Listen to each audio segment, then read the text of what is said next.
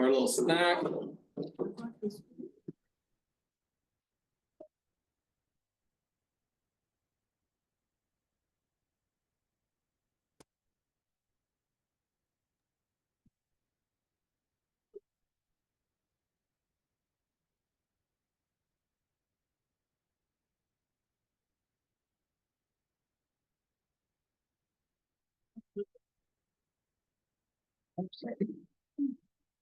Was it?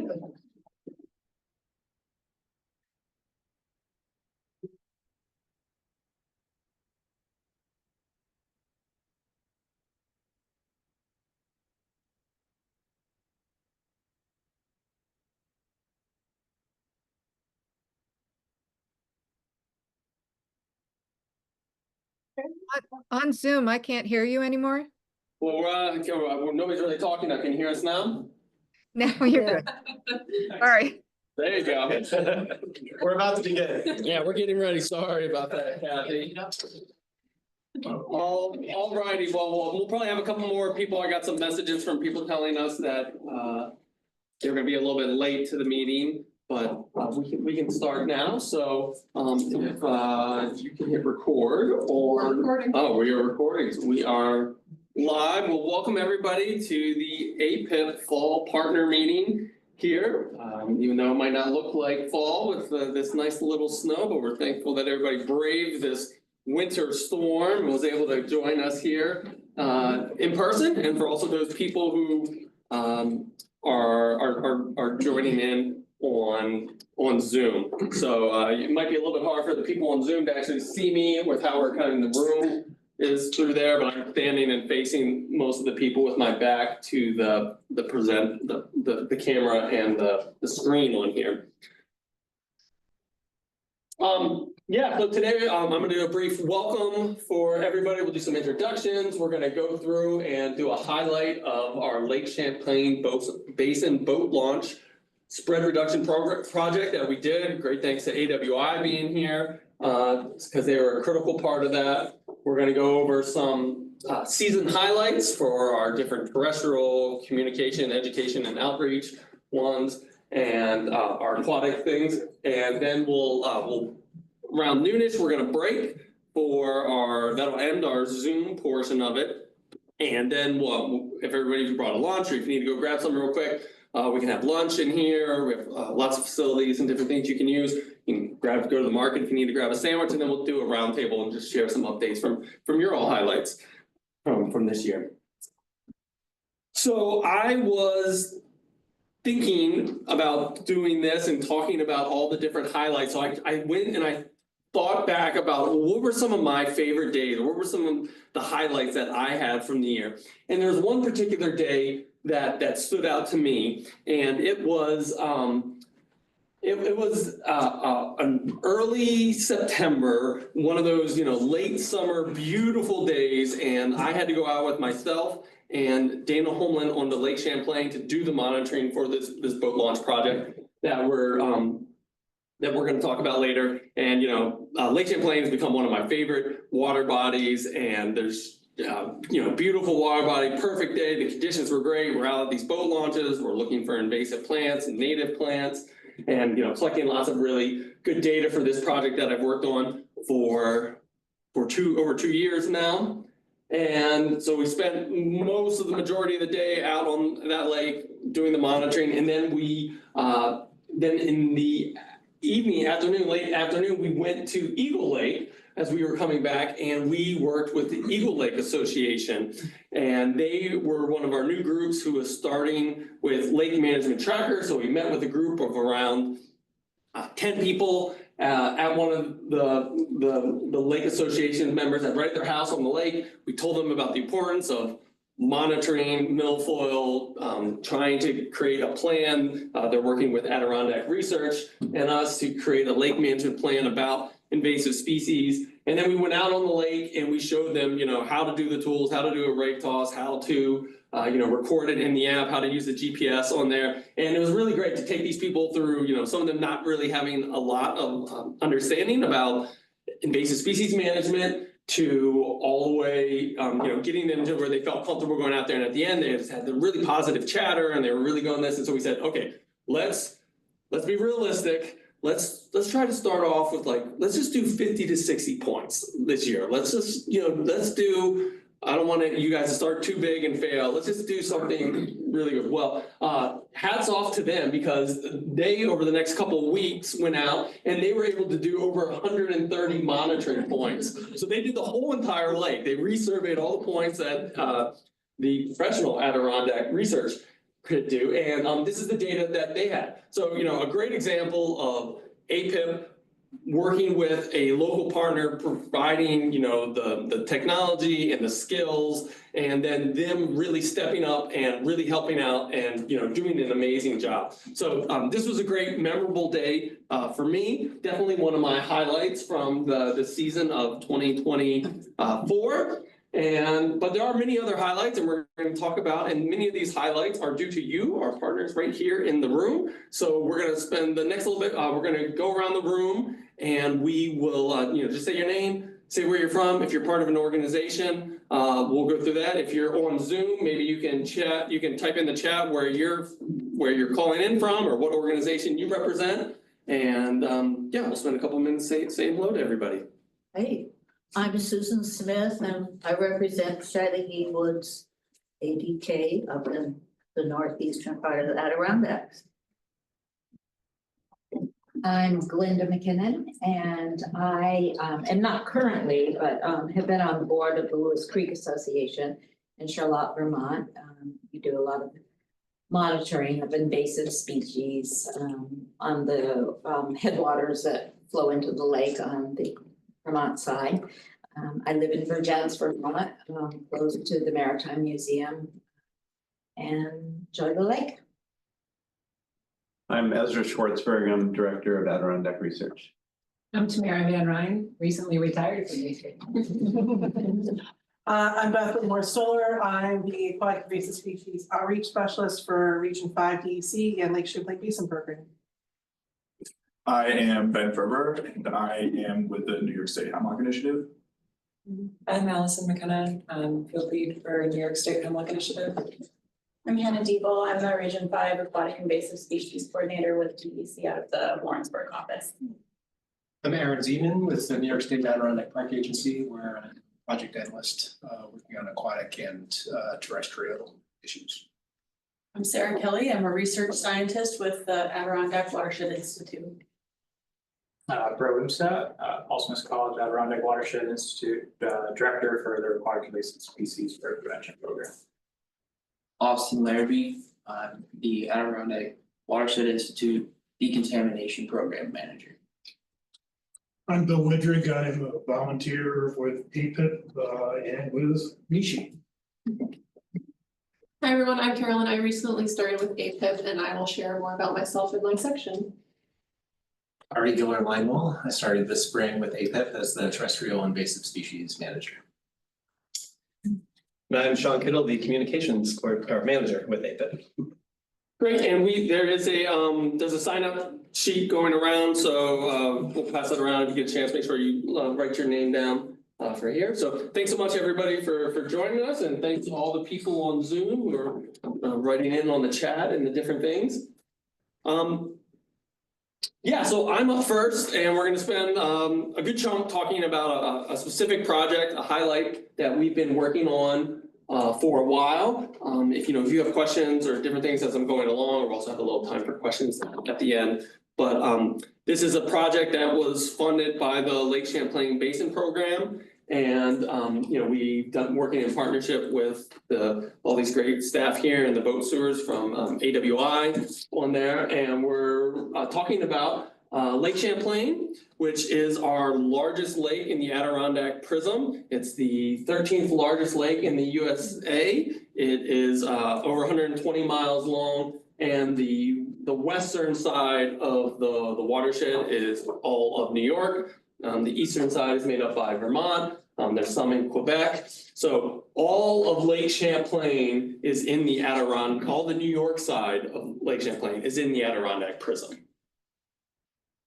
And it is unfortunately our most invaded water body in the Adirondack PRISM.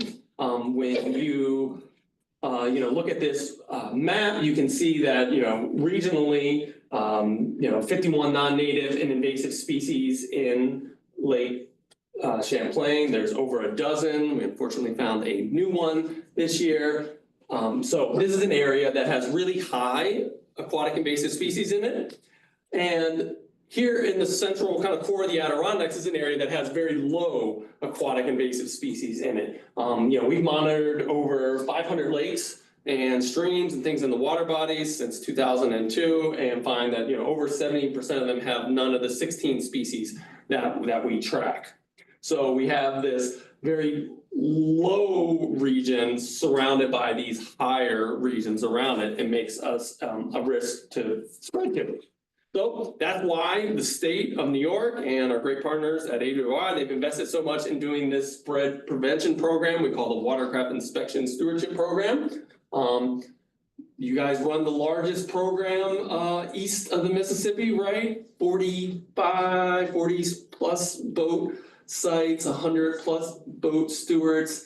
Just in the Adirondacks alone. The program was a partnership that started between APIPP and AWI and then has now spread across the entire state. We are really lucky to have AWI here working and helping and do this because it really helps a lot with that education and outreach and doing the actual prevention where the boat stewards are out there decontaminating boats, checking boats as they're leaving and entering the water bodies. And not only are they doing that, but they're collecting really, really awesome data out there. They're asking them questions and they're recording it in a way so that we can start to use that data to inform our actions and research and management. So here's just a table from, I think, the 2023 report that I just pulled out for some of these boat launches on the New York side of Lake Champlain.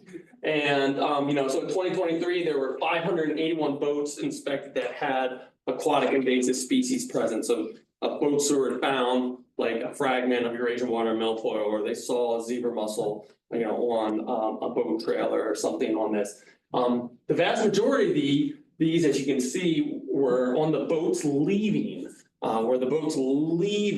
Lake Champlain for this. And so that really got me starting to look into the data and start to find some different things because as we can see, they're going from Lake Champlain, they're going to the core of the Adirondacks, they're also going all over New York. And so, there potentially could be spreading invasive species from Lake Champlain to these other areas. So when I started to kind of dive into these numbers, this one figure right here was the whole figure that got me started on this whole project. And this came from the 2020 report. And it said, so out of the 45 plus boat launches where we have stewards out collecting data on, the top five, or 5 of the top 6 were from Lake Champlain. The only other one that was that high was Chattier Lake. But these top 5 ones from Lake Champlain, they account for 70% of the spread risk. So they're disproportionately, they're overperforming. They're providing way more than what we would expect kind of at random. And the most common invasive species that was leaving these water bodies was Eurasian water milfoil. So that's kind of our target species that we were really focusing on. It's a submerged aquatic plant. It was introduced into Lake Champlain in 1962. It is very widespread. It is very abundant. It is also our most common aquatic invasive species in the Adirondacks and in New York, probably also in the lower 48 states, and also in the Adirondacks. It's the plant that we spend the most money on managing for any invasive species. We spend upwards of $750,000 to $1 million a year doing different forms of management just here in the Adirondack PRISM. So it's a really important species for us to pay attention to. So our thinking on this project was, well, we're never going to be able to remove all the Eurasian water milfoil or any other aquatic invasive species from Lake Champlain because it's too big, it's too well established, we don't have enough resources, we don't have the right technology. But what if we just tried to control it right at the boat launches, right in the areas immediately in front of the boat launches? Would we be able to see a change in the boats that are leaving these boat launches, that they would have less invasive plants on them? So this is a project that we pitched to the Lake Champlain Basin Program. They provided funding for us to do. And so we selected 5 boat launches on the New York side, where we're just really working in just like this kind of immediate area, just right out in front of the boat launch. Generally, it's around 5 acres in size. We're contracting with a professional crew to do diver-assisted suction harvesting. This is where the divers are diving underwater to the bottom of the lake. They're pulling the plants out by hand and putting it into a suction device that takes it up to the top of the boat. They put it in bags, and then we took it to be composted at a farm. So the divers were out doing that. Meanwhile, APIPP staff, we're out tracking the plant growth. We are looking at in the waters, doing surveys to see how much and where we're finding this. And then our boat stewards are out at these boat launches, just like they're always doing all across the region, collecting data on boats coming in and boats leaving out, and do they have aquatic invasive species present. So in 2023, we hired a company to work at 5 boat launches, Port Douglas, Willsboro, Westport, Port Henry, and Ticonderoga. And you can see there was a lot of variation in the amount of plants they were able to remove. In total, they were able to remove over 3,300 pounds in 2023. We learned a lot from the divers. They're a really good resource. These are professionals that are out doing this all summer long, many different lakes. They were able to really tell us, like, okay, hey, some places felt way more successful in. Some places we were able to pull a lot more out. Other places didn't have as much, and so we couldn't pull out as much. So they were a great source of information and learning in the first year. And here's kind of a picture of an example. So there's somebody down here at the bottom underneath here pulling the stuff up, and it gets suctioned up into these bags, and then we take it off to get composted. We're also working with them, so we're mapping where they're pulling it out. They're reporting this to us each day. We're there, so you can see, like, they're doing this directly in front of, this is the Willsboro boat launch here. This one on the right is the Port Henry. So they are working, immediately right in front, where every single boat has to come into and go out of this area. Then myself, Tamara, Dana, we would go out to these same boat launches before and after they were doing the management, and we're doing point intercept monitoring. So we're going to 20 points right around the area. We're throwing rakes, and we're seeing what comes back up as a standardized way to count the number of locations, the frequency of areas that have Eurasian water milfoil, and then the abundance, how much is at each location. So you can see the bigger the circle, the more abundance it has. The ones that are red have Eurasian water milfoil, the ones that are blue don't have any. So you can see some boat launches have more locations and higher density than other locations right through there. So we're able to monitor and see what's going on under the water. And then the boat stewards are collecting data that's coming out there. And so one of the things that we wanted to do was compare not just the years that we are out there doing management, but also the previous years to see, is there any change? The one thing I've kind of wanted to show you with these 2 charts is this first one on the left is the number of watercraft that are leaving the boat launch by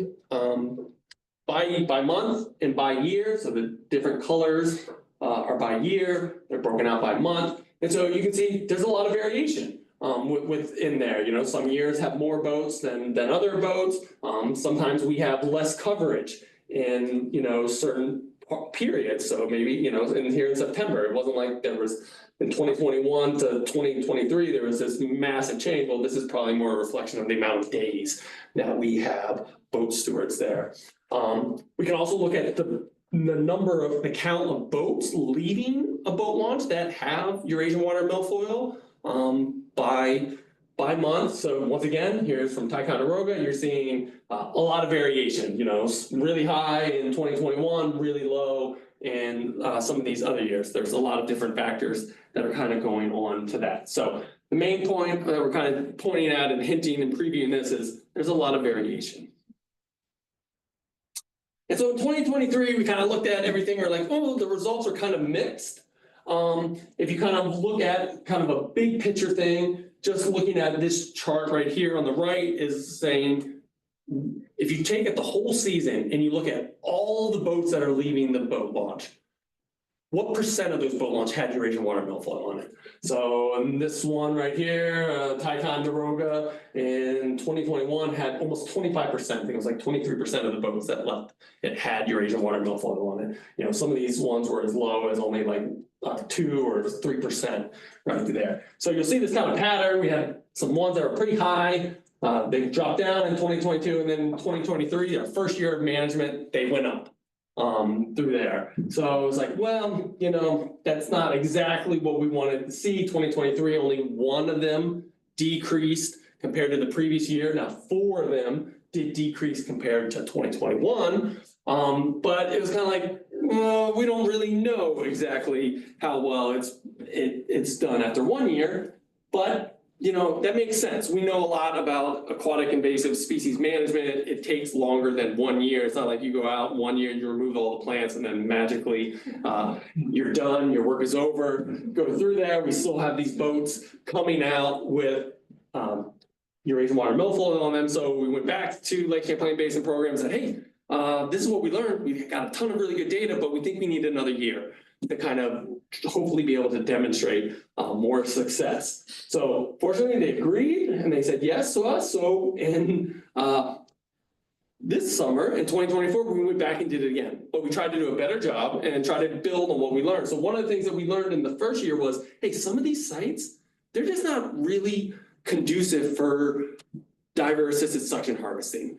The turbidity is too much, there's too much native plant growth, there's not a lot of material on it. So 2 of these sites, Ticonderoga and Westport, we decided we're not making very much headway from the divers and through. Let's focus our efforts on boat launches that seem to be more amenable to doing diver-assisted suction harvesting. So we did it just at Port Douglas, Port Henry, and Willsboro. And so then even though we did less days, we were able to pull out more total weight from them, or more bags removed, as this is showing right there. So you can see 2023 compared to 2024 in this year. And there's an example of one of our divers out there working. So went back in 2024, 3 boat launches in August. We pulled out more plant material again to try to control the population. September of 2024, Dana and I go back out there. We're doing our rate tosses. We're looking to see if we can find, same thing, the point intercept monitoring. So going back to the same places, doing the same exact methods so that now we can compare our data. So, okay, here's kind of one of our big kind of takeaways from it. So I'm going to show you our first 3 boat launches that we did 2 years of it. The blue bar is before any management happened at all. So that would be that's what we call our pre-management. Post is after our first year of doing removal, and then the gray is after our second year of doing it. So what you can see is that Port Douglas, we didn't actually in our we actually didn't find any. There wasn't any right there, which is kind of a little bit interesting. But then in our next 2 years, it stayed the same, about 20%. Port Henry stayed pretty similar, and then we had a 15%, and then it went up 5% to 20%. And then Willsboro had a slight increase in the pre to the post first year, but then a decrease in our second year. So, okay, that's one point of data that we're looking at. Well, then now we can also do the same thing for our boat launches that we only did once. So Ticonderoga and Westport, you can see we, in the first 2 years at Ticonderoga, kind of held steady, but then after we stopped doing management, Eurasian water milfoil increased. Westport kind of had a steady increase in both ones after this. And so, in theory, this is what we would expect. If we are not removing and actively managing these plants, that they would increase in value. The places where we are doing management, they're either holding steady or decreasing in there. So, yay, that's a success. We're in the water, seeing that based on our actions, we're starting to make a difference in the plant populations that are there. But what about our ultimate outcome? Our ultimate outcome is the boat stewards. We want to see that not just the plants that were right at the boat launch are decreasing, we want to see that the number of boats are decreasing. So, did we reduce our spread? Here's our 5 boat launches that we have right here, and we're trying to say like, okay, what's going on with those ones? And okay, so here's the same chart you just saw before. 21 to 22 to 23. Here it is with 2024. So when we had 2024, and all the sites in 2024 decreased right through there. So yay, that's a success. Like that's what we ultimately want to see. And almost all these sites are also lower than 2021, which was a high year. 2022.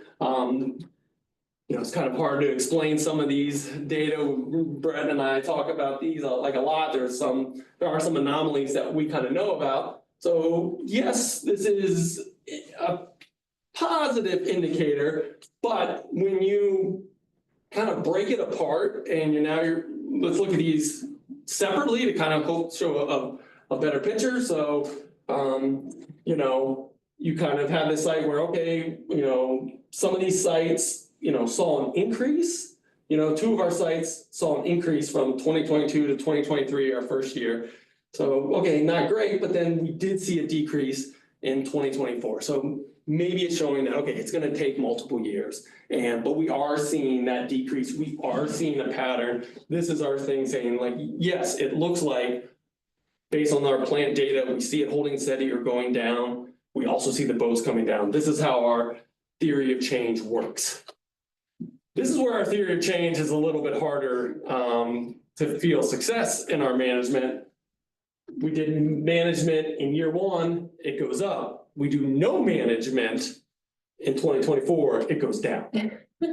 So, we have mixed results, which is kind of what happens when you're out there in real life. We have some questions about some of the data. Maybe there's some data quality things going on with, the retrieving boats coming out of here. But yeah, it's a little bit hard for us to kind of square some of these things where the amount of Eurasian water milfoil at, these 2 sites goes up, but the boat count coming out goes down. Another way you can kind of look at this is by not looking at that overall percent, but by looking at it by each day and then looking at the distribution of days through there. Almost all the boat launches kind of look like this, which basically, if you look at these violin charts, there's really not much change. It looks pretty similar between all of them. We did have 1 boat launch. This is Willsboro, this is Westport, excuse me, this is Westport, that we do see a change in there where you see all these high ones in 2021, and then we're no longer seeing that in 2023 or 2024. We have a little issue with 2022 with the data on there, but so another way to kind of look at the data, try to kind of cut down on some of the variation that you see between high boat years, low boat years, different boat stewards, and different things like that. So, what are our takeaway points? First, for me, probably the biggest surprise for me was these boat launches are unique. I kind of went into this thinking like a boat launch is a boat launch is a boat launch. Like it's got a ramp, people go in, they go out, but actually that's not true. There are all sorts of different heterogeneous site-specific differences about how they drop off, where the water is, what the water turbidity is in Lake Champlain, which ones are better or harder to do management on by like hand harvesting or dash. So they're unique, and we have to approach each of them as being unique. We knew this beforehand, but it's good to reinforce that invasive Plant management is long-term. It's not like in 1 or even 2 years with doing, hand harvesting or dash that we're gonna be able to reduce these populations to a level that, they're completely gone. We do have some indications about reducing the spread risk. We are able to show that, in the areas that we did 2 years of management, the populations are dropping in the lake. We do see some decreases at the boat launches through the boat stewards that are leaving through there. And most important, like this boat steward data is variable. We see variations, like natural variations from year to year, weather patterns, odor patterns, all sorts of different things. There is some information and data that's showing that the individual boat steward does matter. How well they do on collecting data is reflected in this. But really, I think it's just really highlights how important the program is and how valuable this stuff is. We can take this data that they're collecting and turn it into information and action and really use it to target which boat launches we're working at, and also just measure how effective we are in our management that we're doing. So I'll say a big thank you to Dana and to Brett and all the boat stewards and the whole AWI team. This was funded, like I said, by the Lake Champlain Basin Program through the new EPA funding and also through the New York State DEC Environmental Protection Fund. So we might have time for a little bit of questions, right? I can't remember exactly where we're supposed to be at with our time frames. Maybe take a couple minutes if you want. Yeah. How do you see this research affecting practice in the future? Yeah, so we are hopeful that, and we are starting to also look in some other places. We're over this winter, I'm going to be doing some data analysis on some other boat launches that did some different forms of management. So Chattagay Lake did chemical management right in front of their boat launch, so did East Caroga Lake. So AWI was nice enough to send me that data, so I'll be able to crunch that and kind of look at maybe a different management technique could produce different results in there. I think it's a good way for us as a region to use this information and say like, okay, yeah, what are the boat launches that we should be focusing on to try to do either management or more outreach or other different things. Interestingly, just kind of like as an aside, one of the sites that we had very good results in was Willsboro along there. Great place to do hand harvesting, good things to pull it out. But if you look at the data on the number of boats that are coming out of there, there's not a lot of boats that are coming out that have Eurasian water milfoil on it. So I think when I crunched the numbers on it, the amount we paid to pay a team to hand harvest it, we could have paid each boat that came out we could have paid them $500 each to decontaminate their boat, and we would have came out ahead. So, there's just different ways where you can kind of like really look at this holistically and kind of think of it. But it's a great data source and a great project that hopefully, I know the DEC, they're looking at, seeing that they can implement some of this in some other parts of the state also. This sort of ties in with what you were just saying. You originally were talking about, I think it was 2020 data, and 6 boat launches were responsible for 70% of the retrieving boats with AIS. Yeah. So if you go to those 3 boat launches, what percentage in 2020 were they? You might not know it off the top of your head. Yeah, I don't know. I mean, like you can. Right. Yeah, so the 5 boat launches we chose were the 5 highest. Right. Besides Chattagay Lake, and they were overall represented 70%. So yeah, we could go back and look at, we can look back to the whole thing and see what percent they were compared to that. And that would be a what good I was thing to thinking do. is, if that is still 30% of all retrieving boats or something comparatively, for $30,000 a year, we control 30% of the spread risk. That's a different way to look at the math instead of just. Yeah, and so then that can kind of get into like we're talking about like that year to year kind of variation. So like, yeah, maybe 2020 was a high year, maybe 2023 was like a low year. And so, yeah, we want to see that proportion, shrink for them.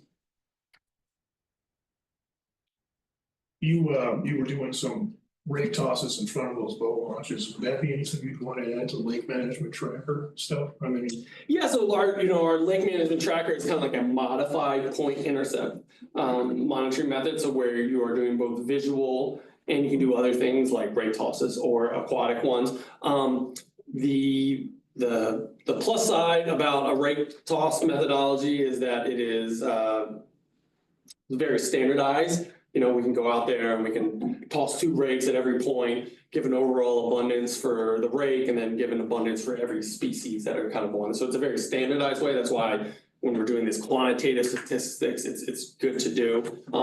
It does have some inherent biases and different things, you know, like there are times where like you'll see like, oh, I can see Eurasian water milfoil somewhere over here, but like I'll do 2 tosses and like nothing comes up, you know, like on the rake.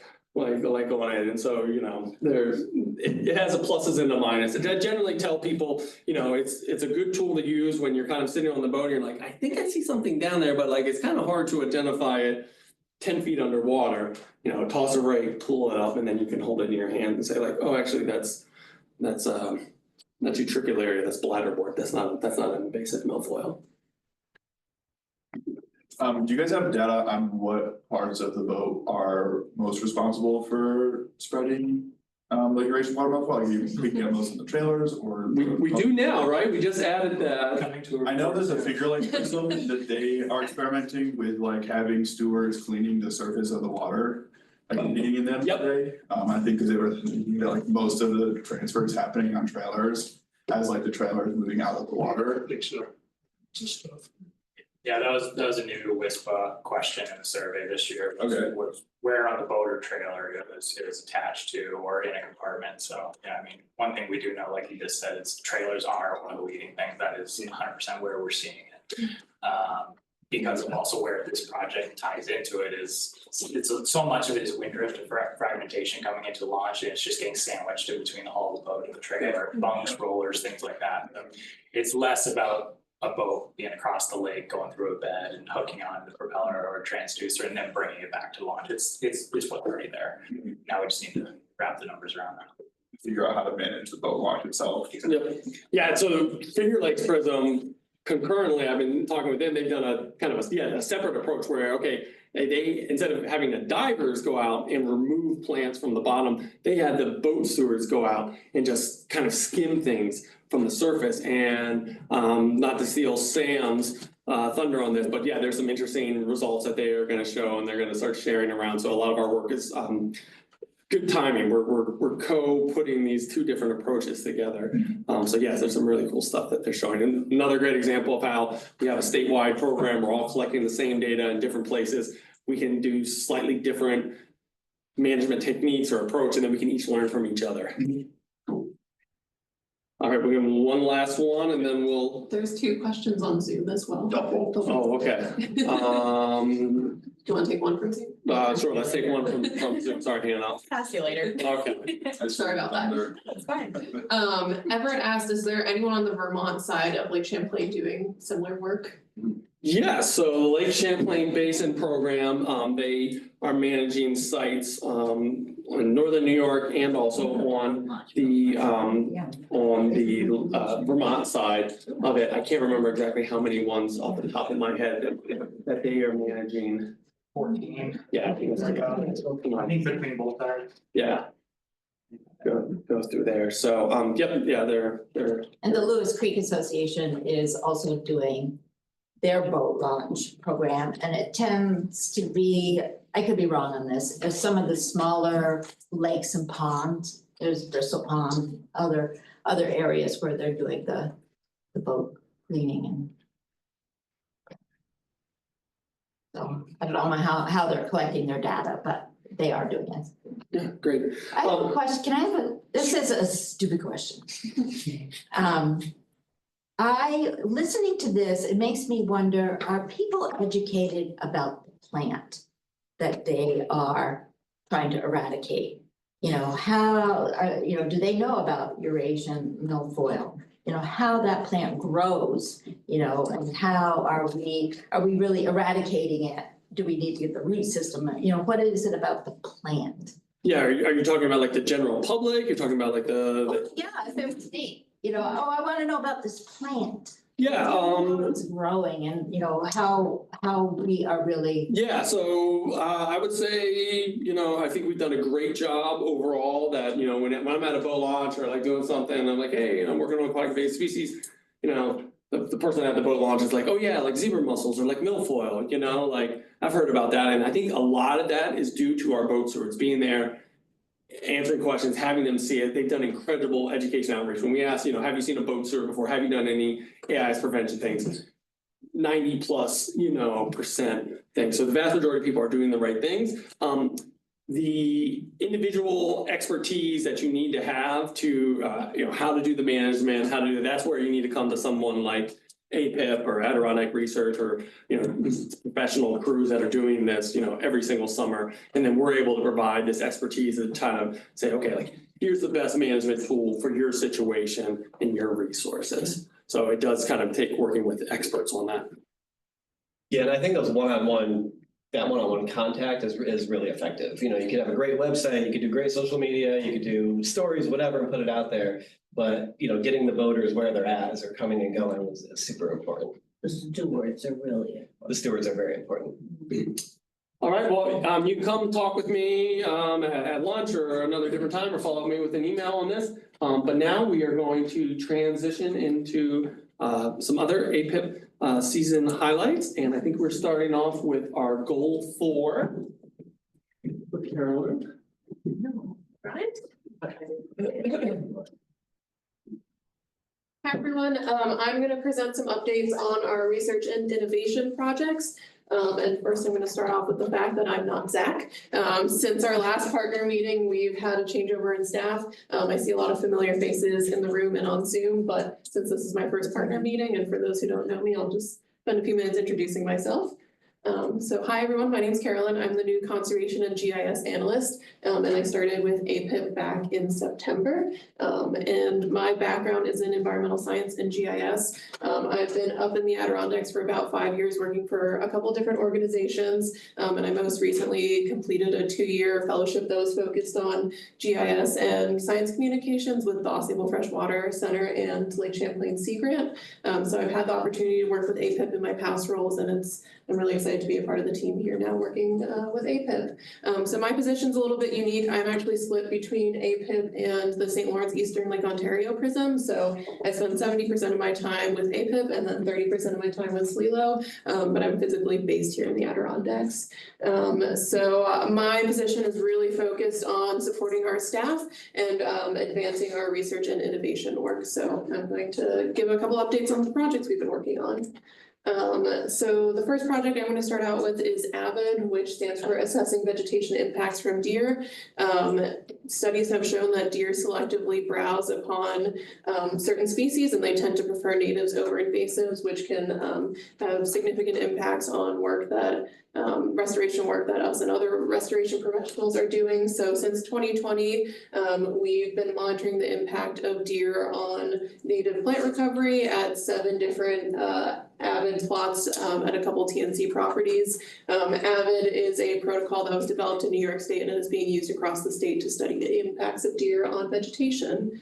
The AVID protocol is focused on wildflowers and woody plants. So I'll talk about the results from those. So for wildflowers, this has been a pretty challenging part of this study. The way the plants are tagged is you can't tag the individual wildflowers. The tags have to go in the ground, so it's proven really challenging to find the plants from year to year. A lot of the plants that were tagged in year 1 either died in subsequent years or couldn't be located. So our sample size has been reduced significantly because of the loss of plants. And we actually retired all of the wildflower plots in 2024. And so the impact of deer on wildflower recovery in our study sites is inconclusive. Moving on to woody plants, this has been easier for us.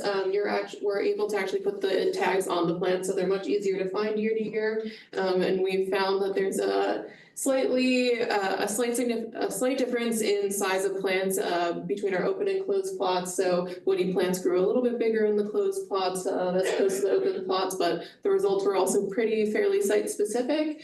So for instance, at Spring Pond Bog, there was no statistically significant difference, but there was one at Follinsby Pond. So that's avid.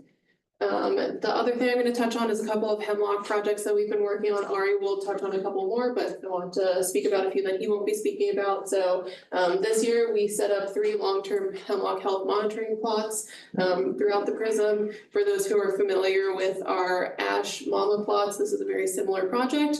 And so in these plots, we're going to be going there year to year, looking for HWA-induced mortality and hopefully find and search for some lingering trees that can be used in the future for breeding programs to help repopulate hemlock trees.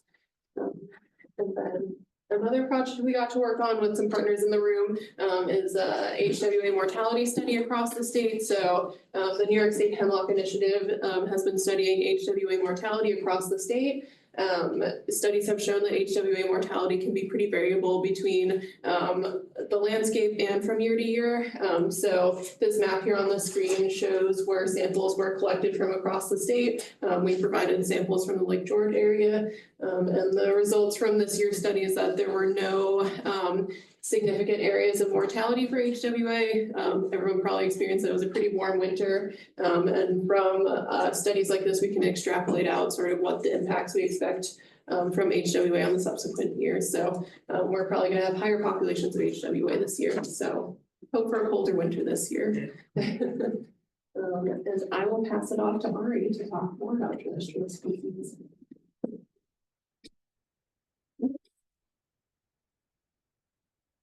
Good seeing everybody. Ari Giller-Leinwall here, just started the spring as the terrestrial invasive species manager. I'm really excited to give a report of what we've been up to this season.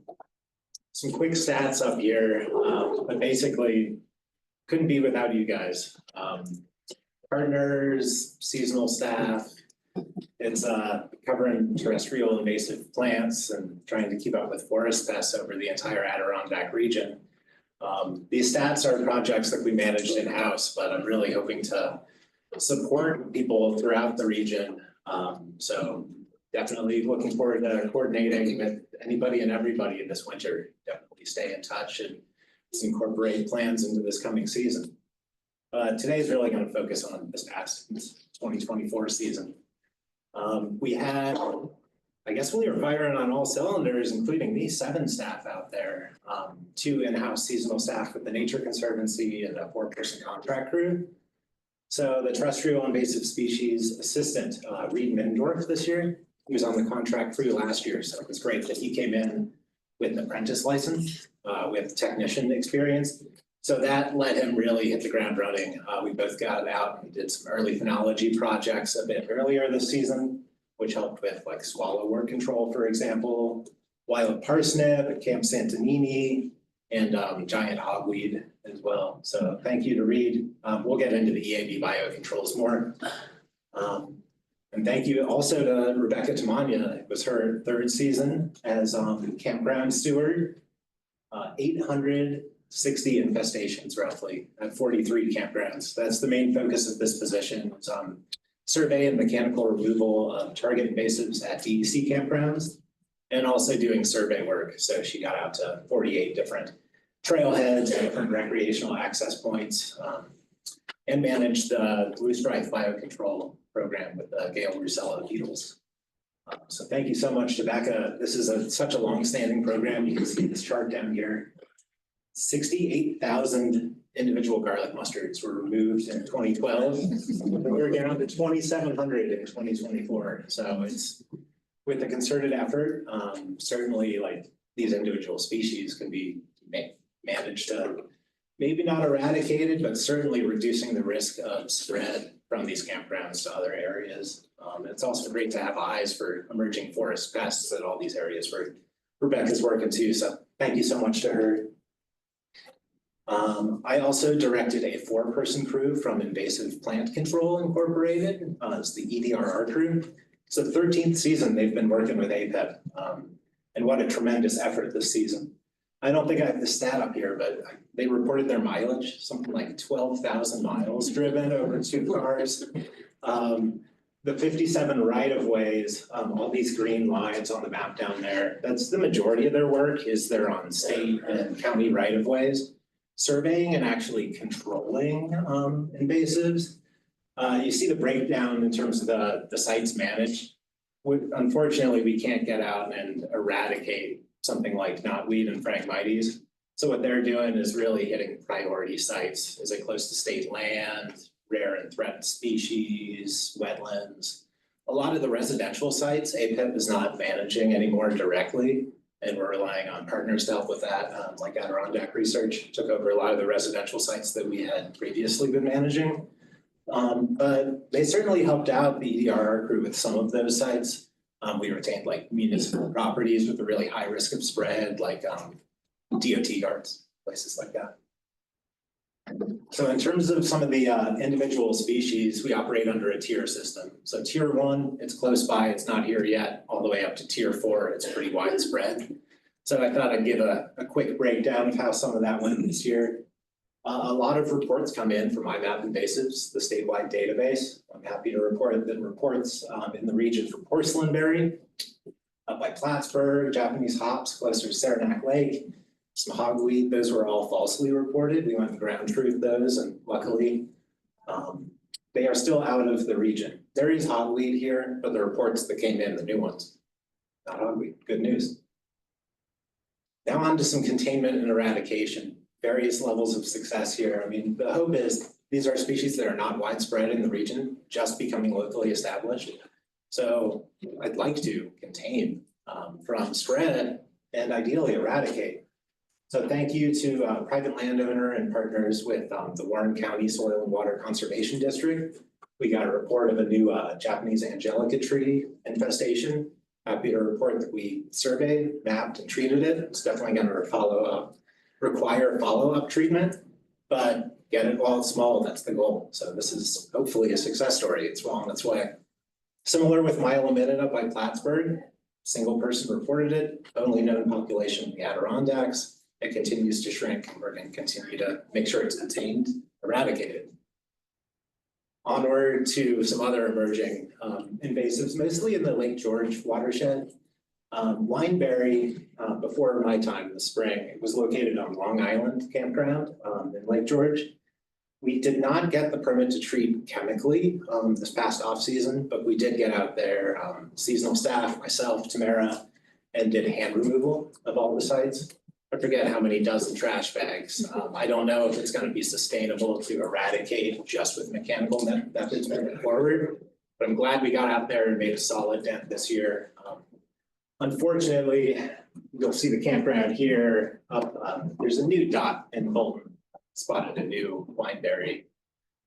So that's when distribution is this limited, my goal is to seek permissions to treat all populations and try to approach eradication.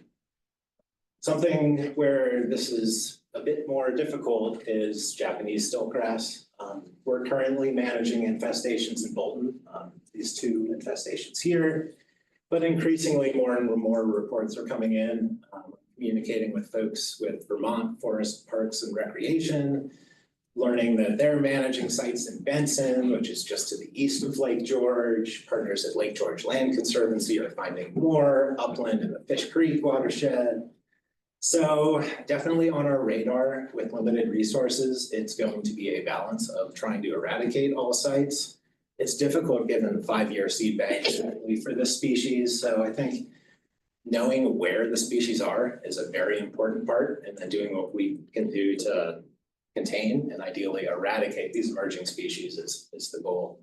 So outreach and getting as many partners, whether they're private landowners or different public land agencies, we'd love to know where these are to formulate the best approach to control. And Atlantis is certainly a similar story. Control is a pretty difficult one with clonal trees like Japanese angelica tree or tree of heaven, because when they're cut, it spurs pretty aggressive resprouting. So that leads to some difficult management. Right now, all of the Tree of Heaven is on private land. So thank you to the private landowners that have given us permission to survey and treat on their land. It's definitely a goal to obtain as many of those permissions as possible. It's definitely time well spent. So now moving on to some forest pests. I bring up spotted lanternfly right after Ailanthus because luckily spotted lanternfly, not in our region. Closest location is Albany County, pretty established, Ulster County in south. They really do gravitate to Tree of Heaven. So this is sort of the nexus of if spotted lanternfly were introduced, we have fairly established populations of Tree of Heaven. So yet another reason beyond just the forest health and the clonal nature of the tree is it might attract some forest pests too. So we did a trapping program, 10 traps across the region, mostly Lake George, high visitation areas, also up at Paul Smith's Pick and down at Lake Sacandaga. Thank you to so many partners for monitoring these traps throughout the season. And in terms of broadening our scope for where the distribution is, hemlock woolly adelgid, thank you so much to forest pest hunters, some of them like Dom and Bill in the room, for getting out and finding where hemlock adelgid is.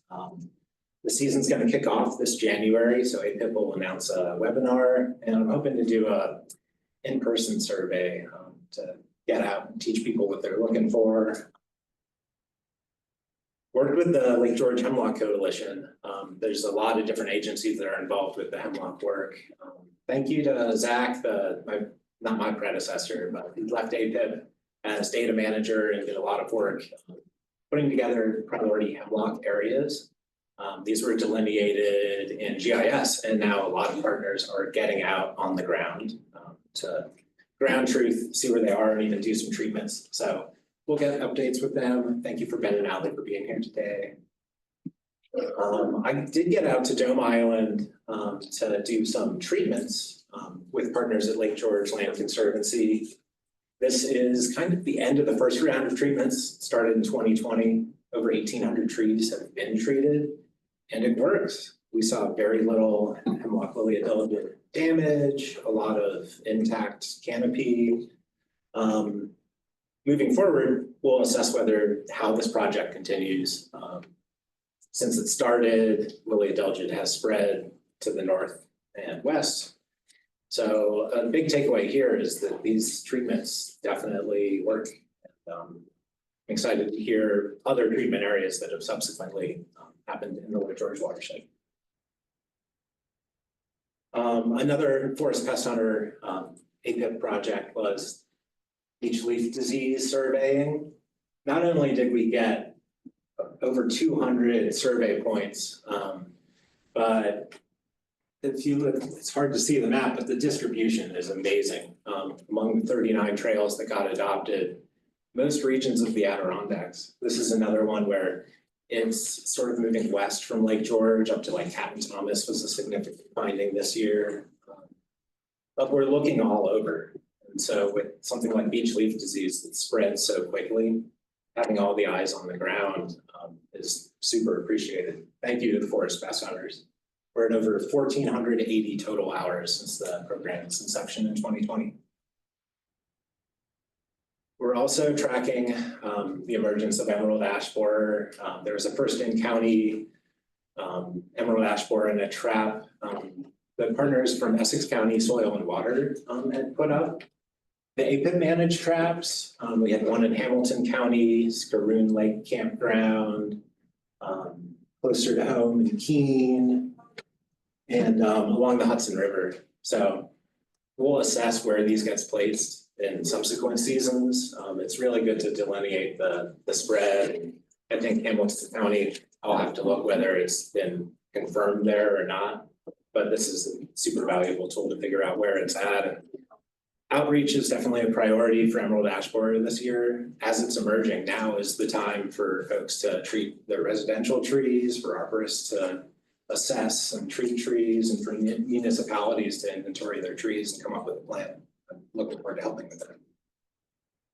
We also finished the APIPP Emerald Ash Borer releases. We did it last year and this year. Over 8,000 were released in total. 3 different species of parasitoid wasps were released. The logic behind that being they target different stages of emerald ash borer. So I'm super excited in following years to use yellow pan traps. That's going to assess the establishment of these biocontrols. The thought is not that they eradicate emerald ash borer, but that they keep populations down so the ash trees can regenerate. I'm really hopeful about this project. It's been great to help out with it. So just a closing thought, especially with the Lake George projects, we have these forest pests like beech leaf disease, hemlock woolly adelgid, emerald ash borer, coinciding with the emergence of some terrestrial invasives in the region. So some of us were talking earlier today about like the Tongue Mountain Range and the storms that went through, some very noticeable openings in the canopy.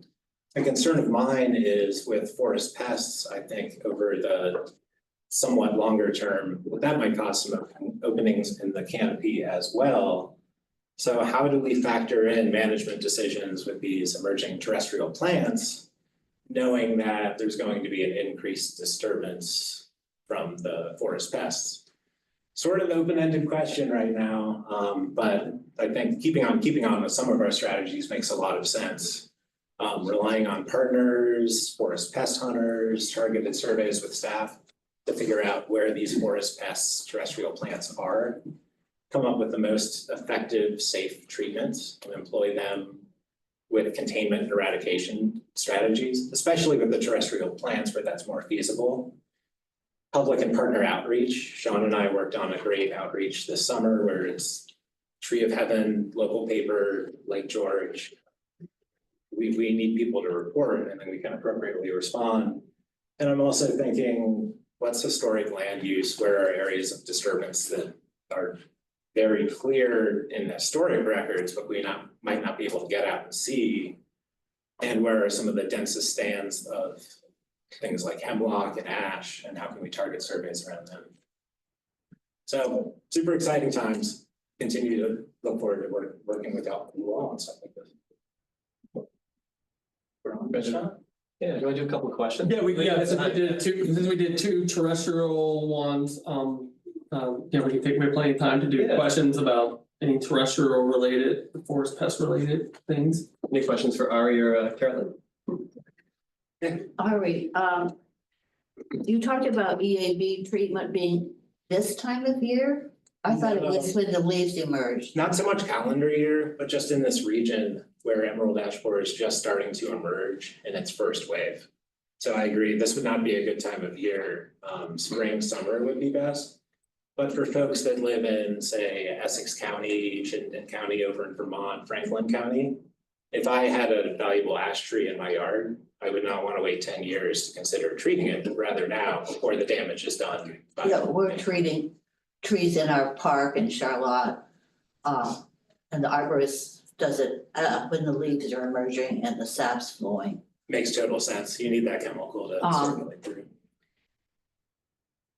And I was wondering about hemlock woolly adelgid treatment. Is that once they are infected or pre-treatment? I think both could work. On Dome Island, we were treating infested trees. And I believe that's probably what the Hemlock Coalition's doing too.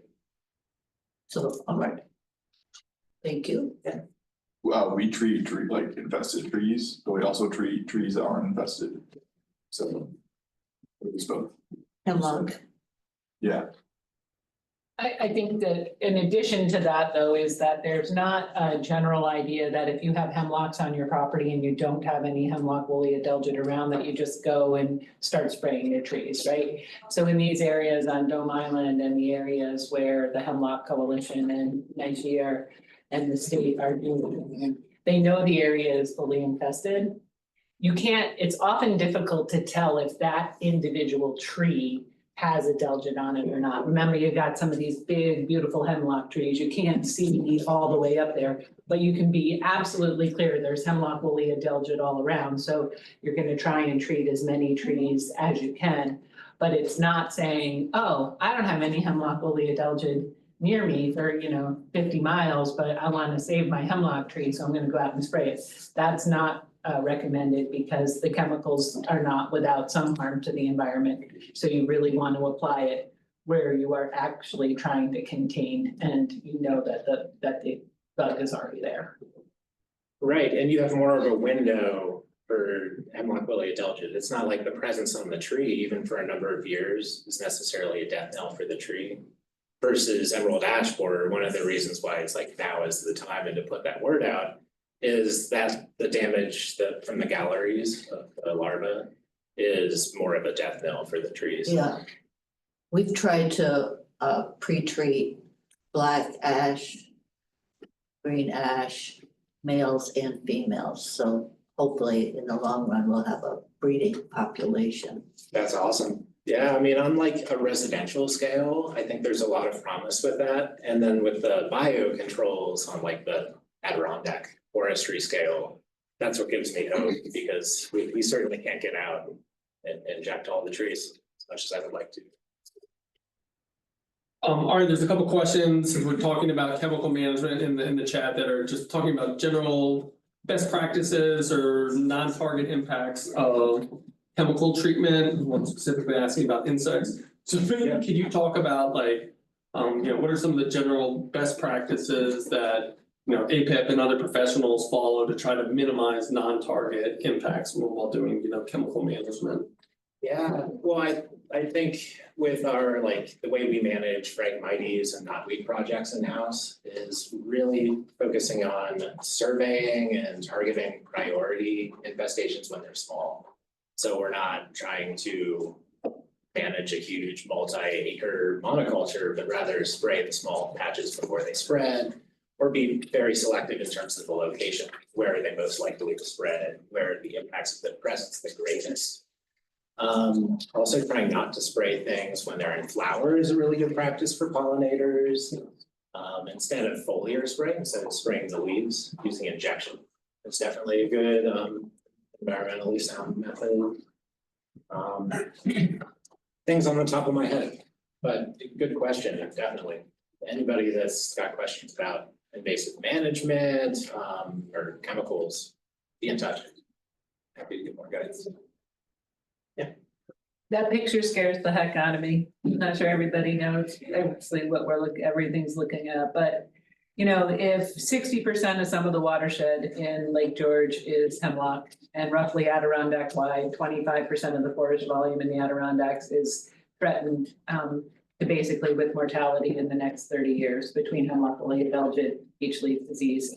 And the fact that what we're likely to see are probably Lake George area widespread hay-scented fern, which is alleliopathic, which means a lot of stuff isn't going to come up and grow under it. And if we do, we might get that tree of heavens to be popping up because we can't contain it in the Lake George watershed anymore. And also Lake George is just rampant with oriental bittersweet and garlic mustard and everything else. So it makes me wonder about, and stiltgrass, which isn't even on there, right? So I start thinking about areas like where hemlock woolly adelgid first hit in the big way, the Paradise Bay area of Lake George, about future survey efforts and future, trying to direct resources, like what happens if stiltgrass pops up there or there's tree of heaven popping up in any openings as those hemlocks begin to die, and kind of who's on deck for that? The amount of resources APIPP has is not sufficient to cover the millions of acres of state land, but even, that whole Lake George wild forest. Anyway, it's just an interesting question about being able to monitor vegetation like the avid plots under these heavily infested WA stands to figure out what is going to come up. Yeah, I mean, it's an invasives issue, it's a forest health issue, it's a carbon sequestration issue. Definitely worth having on the radar. Ari, have you thought about climate change and how that's going to affect the spread of these invasives? Yeah, 100%. I think with hemlock adelgid, like the winter mortality as winters warm up is definitely a concern. And I'm excited to be working with so many smart folks on this. I was just emailing with Dom in terms of how can we look at temperature gradients to direct our surveys for inland hemlock. Very much on the radar. We did an invasive species summit a couple months ago too. I'll talk about it in a few minutes, but then talked about climate change and invasive species as well. All right, we have one specific question in the chat saying, can we increase the number of spotted lantern traps monitored by giving them out to volunteers throughout the Adirondacks and training them for proper use of the traps? Is there a call for more traps? Yeah, I'm open to the idea. I credit the New York Agency of Agriculture and Markets with that one, and my predecessor, Rebecca Bernacki. So this spring, those partnerships were already set. And I will say that those are not the only traps in the Adirondacks by any means. DOT and Agency of Ag and Markets had their own. And where we came in was sort of targeting the boat launches, Paul Smith's Vic, an educational farm. So certainly be in touch. I could get you a trap. I think, yeah, any and all, but then with something like that, like it's hard for me to say hard yes. But if you're interested in helping, be in touch, and certainly. Whether it's surveying for hemlock woolly adelgid, we had a great volunteer this summer during beach leaf disease season that went out and did a lot of great emerald ash borer survey work. Thank you. And I'm happy to connect you with APIPP or with other partners. Just be in touch with anything like that. Yeah. Could you repeat the name of the fern species? Ascent. Ascent. Okay. Patrick, thank you. It's a gorgeous fern, you just don't need it widespread. All right, should we move on? John? Next.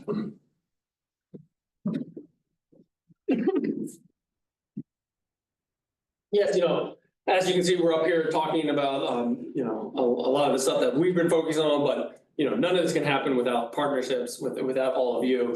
I always like to say our PRISM is 6.6 million acres. I think that comes out to be about like 1.3 million acres for each of us on the staff to kind of cover. So that's a lot of ground. The only way that we're going to be able to do this is if we all work together. That's why it's so great to see our partners here and everybody working together on this.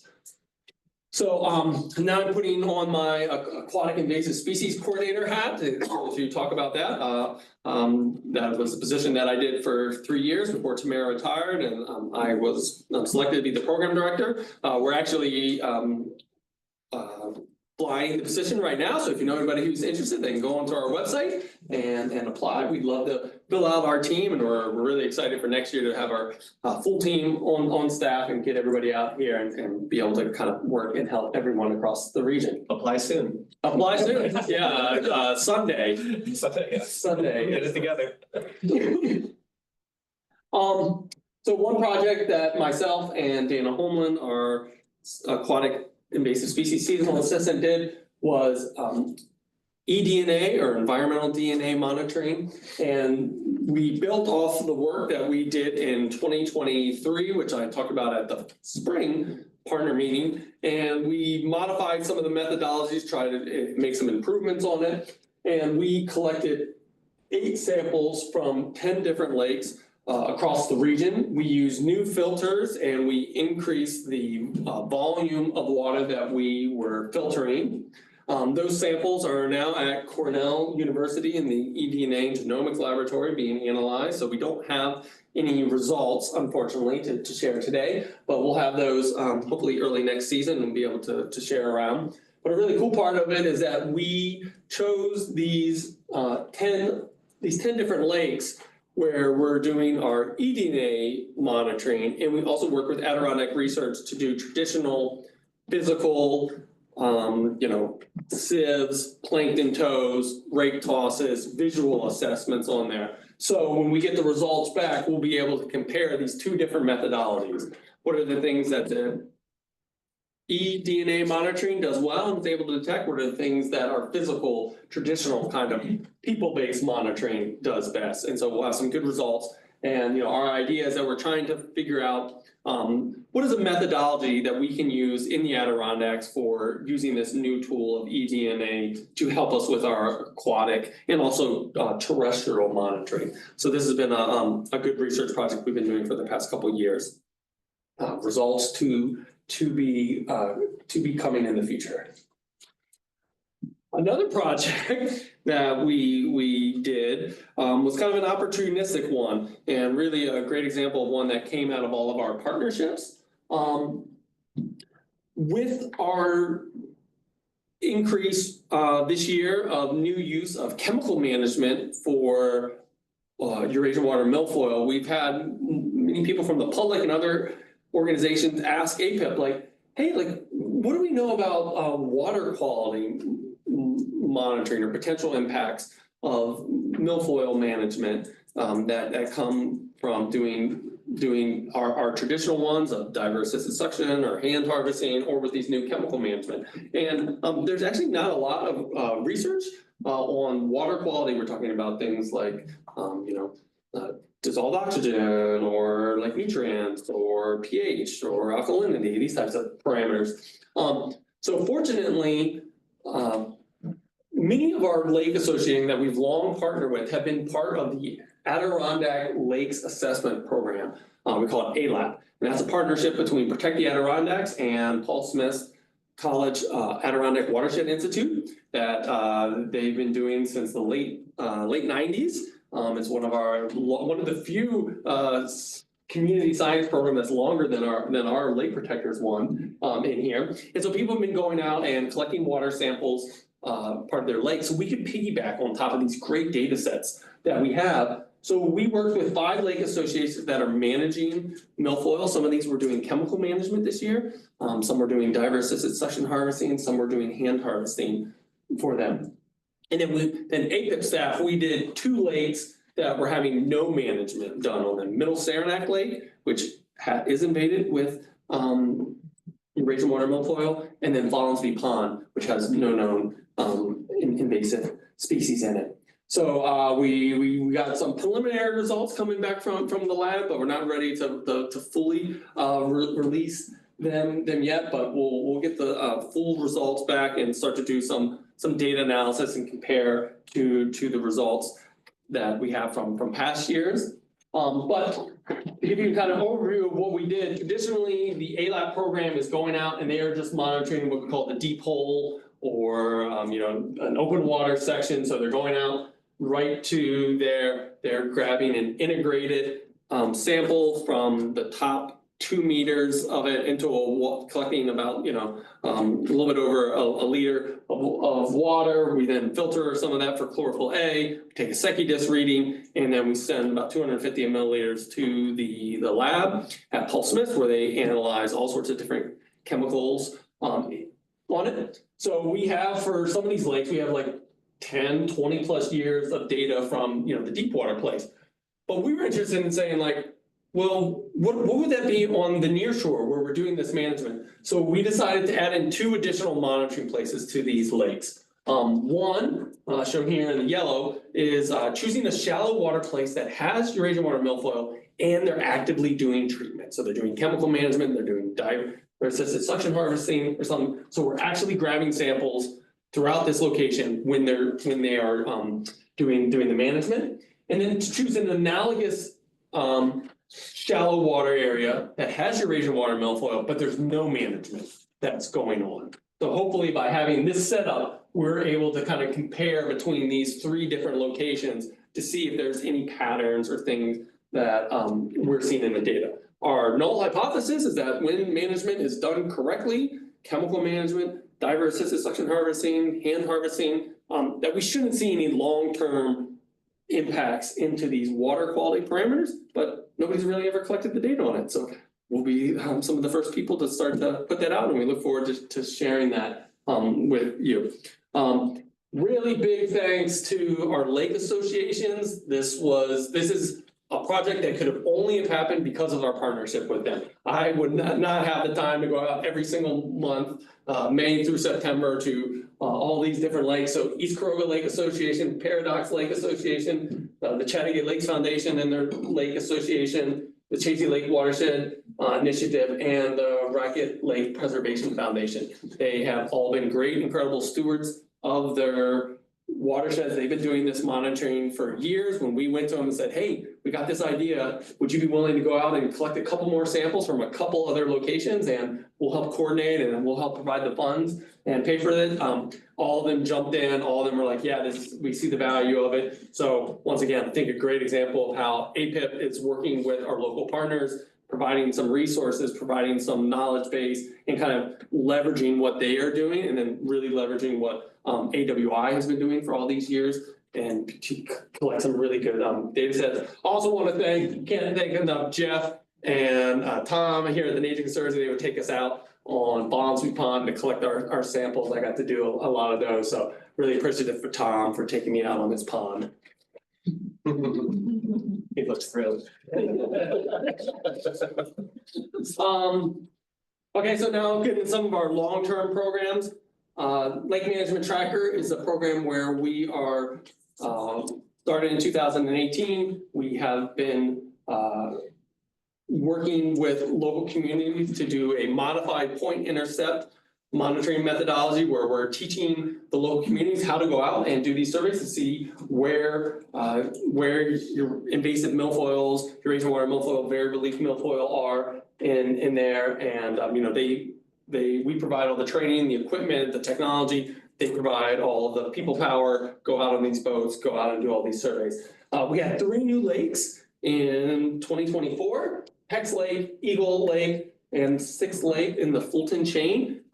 Really great to have new lakes come into it. Some of these lakes are doing different management, and some of them are doing no management at all, which is good to just see like what happens if you don't do anything, which is a really important stuff. So we had 9 different lakes participate this year, which is a record high for the program. So we're super thankful to all of them and people like Bill who do it on Upper Chattagate. Collectively overall, we had over 1,300 observations.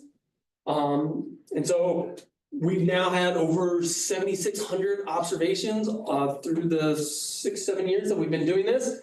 And so we can really start to get this region-wide kind of census.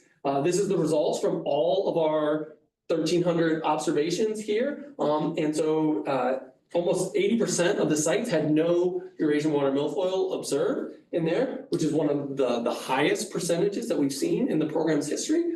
That's for 2 reasons. One, this year seemed to be Eurasian water milfoil was either a little bit environmentally stunted or came on a little bit later in some of our lakes. We kind of saw that in many different lakes region-wide. So that's one thing, but also a success story. Many of our lakes that have now been in this program long enough have really been able to use this information to really go through the full adaptive management cycle, where now they're looking at the data and saying like, hey, like, is this working? Are we getting where we want to go? And some of them have been able to start to change their management strategies and techniques, or what kind of resources they're putting to it. And we're starting to see positive steps for controlling these invasive plant populations. Best example I can give you is Paradox Lake. Paradox Lake Association, we worked extensively with them when they started monitoring the upper portion of the lake in 2019. They didn't see too much of the Eurasian water milfoil there, but in 2021 and 2023, it drastically increased. The combination of that increase that they were seeing on the lake, looking at this data and saying, hey, this is despite doing hand harvesting for years up in this area. Like, the data is showing us we are not going in the correct direction that we want to go in. And so when we started working with them, talking with them, they said, we have to start to think about doing something new. They said they wanted to do a chemical management approach, which they did in the upper basin in 2024. And so when we went back out this summer, they went from having, approximately 60% of the sites having Eurasian water milfoil to less than 1% of the sites having it. So this is a great example of how, we are working with them. They're using this data. It's not just something that just goes and sits in a spreadsheet somewhere, they're actually looking at it, adapting their management, changing what's going on, still collecting management and being able to show like, this is pretty successful. Like, you know, like we went from 60+% down to less than 1%, like, okay. They can go back to their local communities, their funders, the different things, like, this is why it's working, this is how we can demonstrate it. Our APIPP staff, we are also going out and doing monitoring. In the past, we used to have a early detection program that we would contract out with, and that program had sunsetted last year. So this year, it was mainly just our APIPP staff that were going out and doing that portion of it. We collected 36 surveys, and out of those 36 surveys, we discovered one new AIS introduction. We have our Lake Protectors program, which is our program that we've done since 2002, our flagship program where we are training partners and the general public, community organizations, how to identify and report 16 species that we track. We held 3 trainings in 2024. Here's a picture of us at the SUNY ESF Adirondack Interpretive Center in there, a great spot to host, where we're bringing in live examples of plants, native plants, invasive plants, getting hands-on things, showing people how to identify these things. And we had, out of our partners, we had 22 different groups report 49 different surveys. And then we just have 12 volunteers that aren't associated with any organization that reported 31 surveys. So when you add that all together with our APIPP ones and our partners and our volunteers, it comes to 133 different surveys we did all across the region. Happy to say that Guy right there in the back, Upper Saranac Foundation, they were the lead partner with 6 surveys reported. Dom and Carolyn were our top 2 volunteers going through there. So it's good to see them going out there. We greatly appreciate everybody who's going out, doing these surveys and reporting back to us. That's where we're able to figure out what's going on and helps fuel a lot of our other work. Unfortunately, we do find new aquatic invasive species introductions. So these are the new ones that were reported to us. Chinese mystery snail in Lower St. Regis and in Old Forge Pond were reported in IMAP. European frogbit was one that we found in Woodruff Pond, right outside of Plattsburgh. Eurasian water milfoil was found in Friends Lake. This is an interesting one because we've been working with Friends Lake for a while. Friends Lake have been taking part in our lake management tracker program, even though they participated, looking at the native plants, also looking for invasive plant. Despite being in that program for years, and to think they actually did not find it through that program, they found it through just a person who was out on the lake and kind of knew looking, and they found a really small patch right there. So we were able to coordinate with them. They were able to get a dive team out at the end of September, and they removed what they found in one main location. It was 18 pounds, it was about 3/4 of a bag, was all they found in there. So we are hoping that this is a true early detection, rapid response. So while it is not good, we never like finding new AIS introductions. This, Friends Lake, I really want to applaud their local lake association, the local community. They've been very proactive. They kind of knew that where they were in the landscape with other lakes right around them having Eurasian water milfoil, it probably wasn't a question of if, it was probably a question of when, and they were prepared. They had put aside some money for it. They have had different people looking. They had an active program for it. So it's not good. We're not happy that they found it, but they were doing the right steps. They were able to find it. They've acted quickly. A lot of times when people are calling me up and saying like, hey, we got Eurasian water milfoil, we're trying to do something, they're talking about having acres and acres of it. They were literally talking about, 10 square feet. and like less than one bag of material. So we're really hopeful that, we can do a true early detection rapid response and that this will be a success story. And then the last one, so the fifth one here was once again a volunteer through one of our partner programs in Lake Champlain. Was out tossing a rake at a boat launch in South Bay, and they happened to pull up a golden clam or Asian clam right through there. So great work that Hannah and other people on the team went out to go further confirm this. We've been able to confirm it's in this area. Haven't been able to see it anywhere else. But definitely established in this area. So this would be the second water body in our PRISM. We've noted it was in Lake George. Lake George does drain downstream into Lake Champlain. There's also some places in Vermont that drain downstream into it. So not totally unexpected, but something that was reported and did come through there.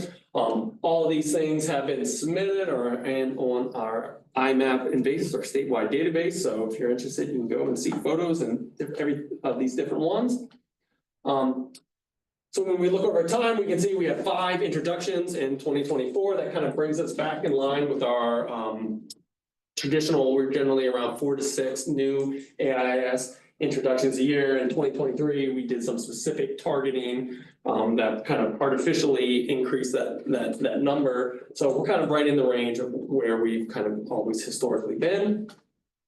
And this is just a little teaser. Coming soon, we have a new Adirondack AIS database. Before Zachary Simic left, him and I worked together to create a new way of combining all of our survey data with all of the IMAP data to look and show where we see invasive species on our lakes. It'll be a really cool interactive thing. Carolyn just reran it yesterday, so we'll have more follow-up. This is going to be a special feature in our annual report. Hopefully this will be a really useful tool for our region, for boat stewards and people at AWI for it through there. So that is my section. We might have a time for a quick question or two.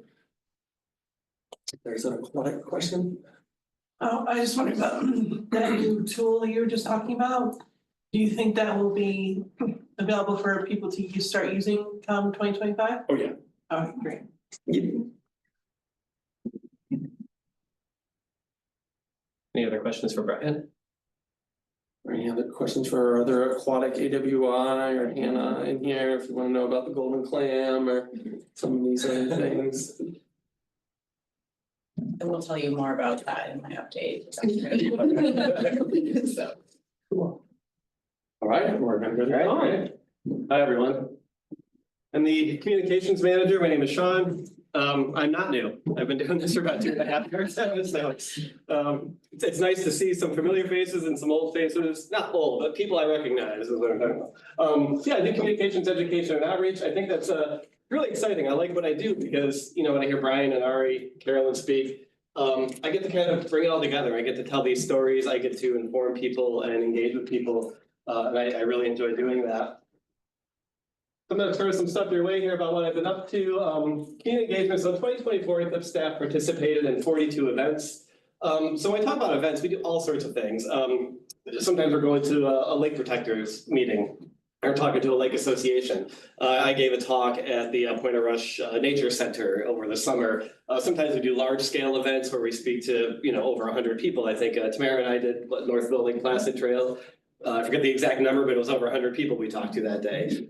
So we try to meet people where we're at. Like sometimes people come into us and say like, hey, we'd really like you to come and talk about what you might find in our pond. I did, I always forget the name of it. It was a loon pond or Pex pond or something. Anyway, over the summer. And it was really just tailored to that pond and what they were interested in learning about. But other times it's more of a general kind of event where people are passing by, visiting the Adirondacks, and we get to talk to them as well. And then, we also speak to classes and we do a webinar series. I'm going to talk a little bit more about that, but we do usually about 10 webinars every year. A couple of them are sort of annual, right? They happen every year. We do our Forest Pet Hunters webinars, which are more like trainings for our volunteers. We do lake protectors webinars as well. And we try to mix some of those up a little bit. I'll talk more about that in a minute. But then the other, 6 or 7 webinars change every year. And so we try to bring in new topics, we try to reach new audiences, and we try to just figure out how we're not just preaching to the choir and just talking to, no offense, but talking to the same people over and over again. We want to reach more people. We want to reach people who don't know this stuff yet and, get this information in their hands. So this was a really exciting event that we did. So this happens every year, New York Invasive Species Awareness Week. There are 8 partnerships for regional invasive species management, or PRISMs, throughout New York State. We were the first one about 20 some years ago we formed. The state said, wow, what a great idea. So now there are 8 versions of what we do. So if you live anywhere in New York State, there is a PRISM in your region. So those 8 PRISMs come together for multiple things throughout the year, and one of them is New York Invasive Species Awareness Week. This generally happens around the first week of June. This week, however, it's going to be the second week of June, and it is a full week, and it's just a bunch of invasive species programming. There's webinars, there's workshops. Some of the stuff is in person, a lot of it's online. Brian went to a conference a couple of years back, and somebody there gave a presentation on partnering with a brewery. And they had this whole line of beers that they created. There was an invasive, mystery snail ale, I believe was one of them. But they did like 4 or 5 different beers with this brewery to raise awareness on invasive species. I'm like, wow, what a cool idea. We just kept it simple and went with one, but we partnered with Racket River Brewing for Invasive Species Awareness Week. And they did an invasive plant ale, IPA, get it? It's an invasive plant ale. It was delicious. And they have this nice little message on the side here about what the beer was brewed for, which was nice of them to include. And then we did a trivia night event there. We had about 60 or so people show up specifically for the trivia night. We were kind of clever because what we did is we piggybacked it on their trivia night. So their trivia night ended the week before. It was just good timing. So we basically were an extension of their trivia night. So that I think that kind of helped us. But we also set up a table with a lot of the outreach materials that we have out there, and we were able to talk to, I'd say, at least 50 more people who were just coming into the brewery to, grab a bite to eat and grab a beer. So it was a really fun event, and this year I meet with all the versions of me throughout the state. We all meet about once a month and talk about things, and there is interest in making this sort of a statewide event for this year's NISA, or 2025's NISA. So really excited about that. Oh, and those are Japanese knotweed and water chestnut on there. We made sure that they were correct. And yeah. So we also did the Adirondack Invasive Species Summit. So I'm just touching on 2 of kind of our biggest things that we did in 2024. We did a lot of other things. So every 2 years, we host an invasive species summit. This year we did it in North Creek. We had a great turnout. There were about 80 people there.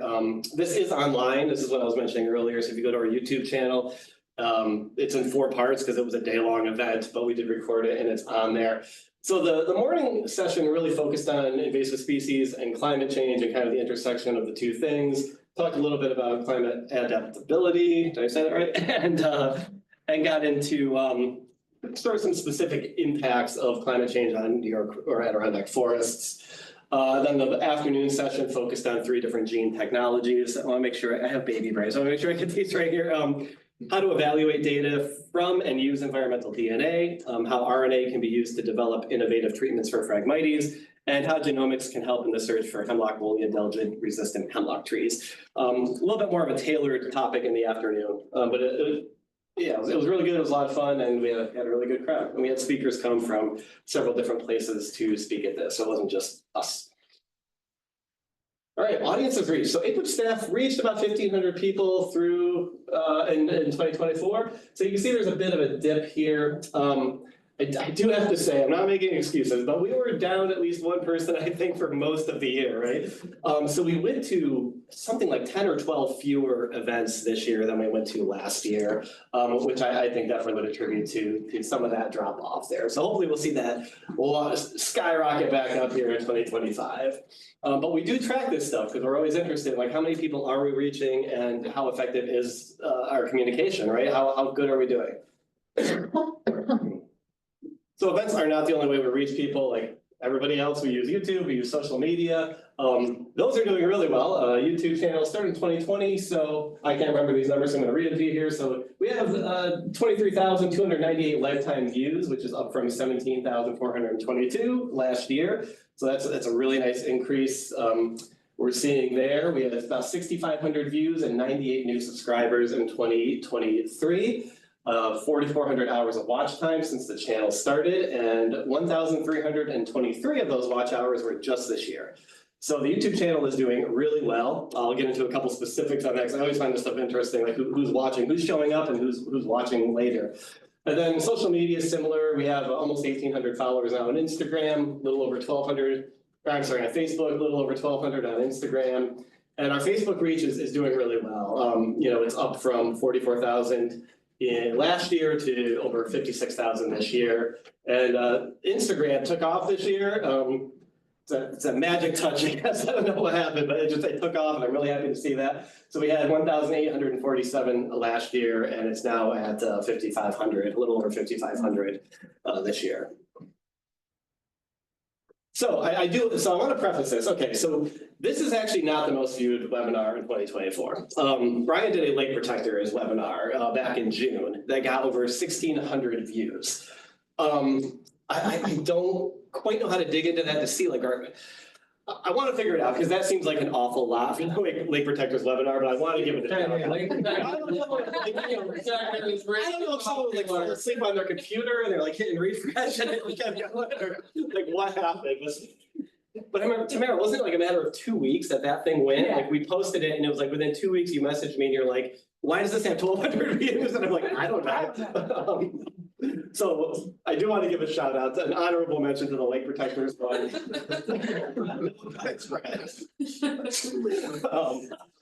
But so that aside, the Adirondack Forest Ecology one had 511 views as of yesterday when I typed this up. So that's outstanding.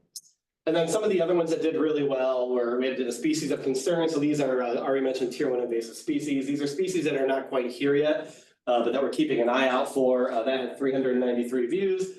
The beech leaf disease is a forest pest hunters training that we do every year at 279. And then Adirondack Lake Ecology, which was kind of a sort of a partner webinar to the forest ecology, that had 259 views. So there is a little bit of a story here. Was it last year we did the year before we did some surveys. We wanted to know a little bit more about the people that were showing up to our webinars. So we did some surveys, and one of the questions that we asked was, are there any topics that are of interest to you? Is there anything you'd like to see us do webinars on? And what we got was forest ecology and tier 1 invasive species. And so we decided, well, if we're doing forest, let's do lake. So I would say, you know, those 3 webinars in particular came directly from a little research we did and reaching out to people and saying, hey, what do you want to learn about? And apparently they were telling the truth because, you know, as you can see, 511 views, 393, 259 people showed up. Now, this is interesting. So what I did was I took this and I looked at how many people were in attendance versus how many people watched later after we posted it on YouTube. So you can see Adirondack Forest Ecology still holding strong at 655, but the species of concern, I was disappointed because we had 21 people in attendance. I was like, oh man, like we usually get a lot more people in attendance. Adirondack Forest Ecology, 114, Lake Ecology, 87, beech leaf disease, 41. 21 seemed really low, but then it got 393 YouTube views for a total of 414, if you want to call them views. So I just thought that was a kind of an interesting thing to put out there because even though this one only had 21 people in attendance, it's number 2 on the list here of most viewed webinars in 2024. So it's interesting to look at these numbers. Who knows what happened that day? You know, maybe there was a really exciting event that everyone had to get to and they couldn't make our webinar. Shouldn't have done it on Super Bowl Sunday. So the takeaway is, you know, for me is people are watching. We're kind of listening to what they're interested in. We're going to do a similar thing. We have a couple coming up that we're in the process of planning here for 2025 that also came from survey questions. So we'll see how those do. But again, you know, hopefully, you know, with Adirondack Forest Ecology, we reached people that had never been to a webinar before. That's the goal. So APIPP in the news. This is a lot of fun. I like to write. I was a reporter for a while. So it's just a lot of fun to me to kind of reach out and poke them and harass them and get them to do stories on us. But it works, you know, and we had more than 50 mentions in print and online media, which is pretty standard. It's about what we had last year. One thing that's really cool to me is there are some different names on here if you read through the list and compare it to last year. But one in particular is the Rochester Democrat and Chronicle. That was a story that I worked with PNC's outreach person, Mae Young. She works out of the New York City office on lingering hemlock. So we had pitched a story across the state and it did get picked up. So that was really cool. And so, one thing here is I give my little journalism lecture real quick here is, what I call a traditional press release. Back in my day, the whole point of it was to get a reporter or to get an editor to cover that thing that you were writing to them about. So there's a very boilerplate way of writing these press releases and a format for them, almost like a template. And the intent wasn't to write the story for them. It was to say hey, there's this really neat thing going on. I think it'd be of interest to your readers. Here's why you should do it. Please do it. These days, a lot of these newspapers here have a much lower staff. I worked at Adirondack Daily Enterprise, and literally there's a third of the staff there than there was when I worked there 10 or 12 years ago, whatever it was. And a lot of these smaller publications are like that. So what I do is something a little bit different than a traditional press release. I kind of write the story for them. It's still sort of a press release format, but it's kind of a hybrid. And the reason why is because I've heard editors say I have a space I need to fill.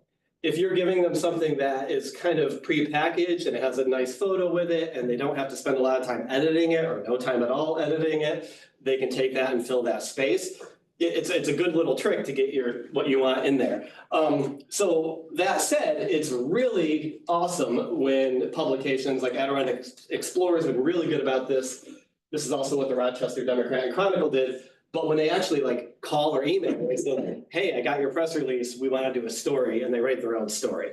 So that to me is that's the biggest deal when you can actually get them to do that. So this one's up here, but Ari was talking about Emerald Ash Borer biocontrol release. So we had a feature story in Adirondack Explorer. This is the November, December issue. Really nice, they did the photos and everything for it. There's Reed, he became a star. So yeah, just really nice to see this. I can pass it around if you want to take a closer look. But I think it was October, we had 3 stories in Adirondack Explorer, not big feature stories like this, but they interviewed Brian for a rail trail story. They interviewed Brian for him becoming the program director. And then this story came out as well. So that was, that was good. And then another thing that was a little bit different was, this is Adirondack Magazine, if you're a member of the ADK, Adirondack Mountain Club, you're familiar with it. But they did, I wrote a story and they printed it.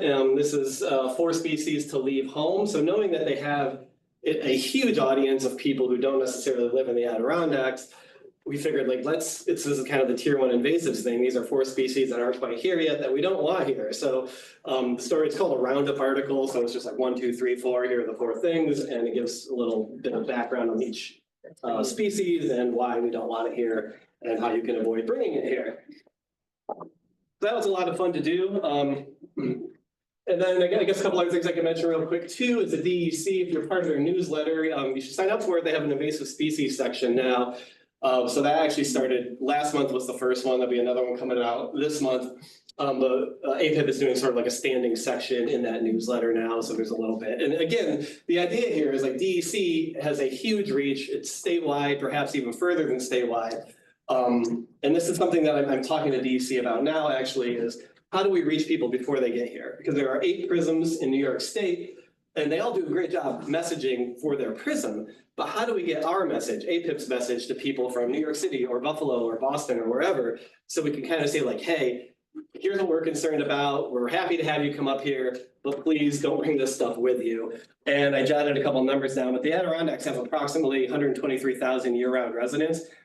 It depends on your source, but we have upwards of 12 million visitors a year. So that's crazy. It's nuts. So how do we reach those 12 million visitors before they come here to give them this message? So that's something we're really going to be focusing on in 2025. We've started working on it now. But some of these articles do kind of play into that idea too, by reaching people beyond our region before they get here. Yeah, I just wanted to point out, we don't have a name for it, so maybe if you guys have any ideas for a name, or Bob or something, but this is our mobile boot brush station. It's out front here. This was actually Tamara's idea, but Jeff made this for us, and here it is in progress. And then we have the thing out front there that you can see the finished product. It's nice because we can print it out and laminate and then swap out what goes on the board there to give people an idea of what a boot brush station looks like. This has been great. It's been used at a couple tabling events this summer. It'll be used more next year in 2025. But it gives people a chance to try out a boot brush station, and it's something that they're like, what is that? You know, they come over to your table and then you can engage them. You can start talking to them, you can have them try it out, and you can kind of give them that message while they're doing it. So it's kind of like, you know, it's like bait, you know, you get them to your table, then you can talk to them, but it's great. All right, so that's all I have for communications, education, and outreach. I could talk all afternoon about it, but I'm not going to. If anybody have any questions about communications, education, and outreach, I'd be happy to answer, or just approach me later. Oh, at 12:45, can we meet on the front porch? We'll do a group photo. Yeah, that's okay with everybody? All right. Now we're gonna talk a little bit about APIPP volunteers.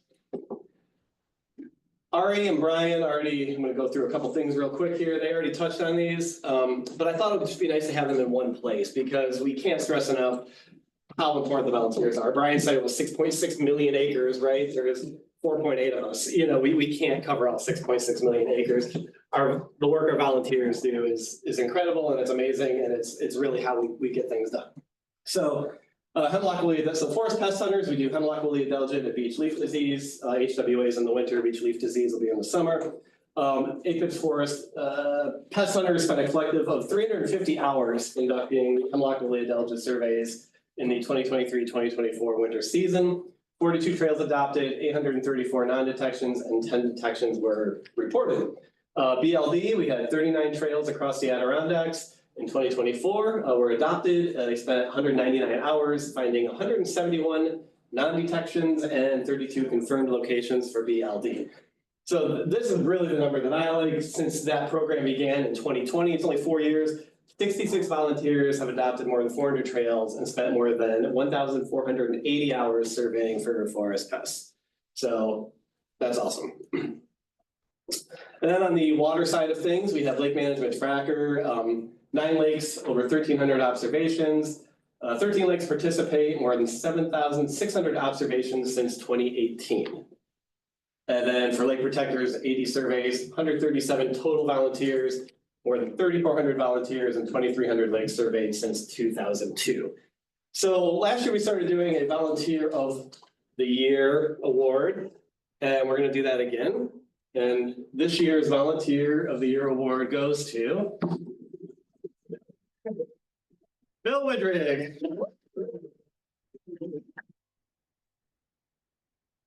So, Bill was honored.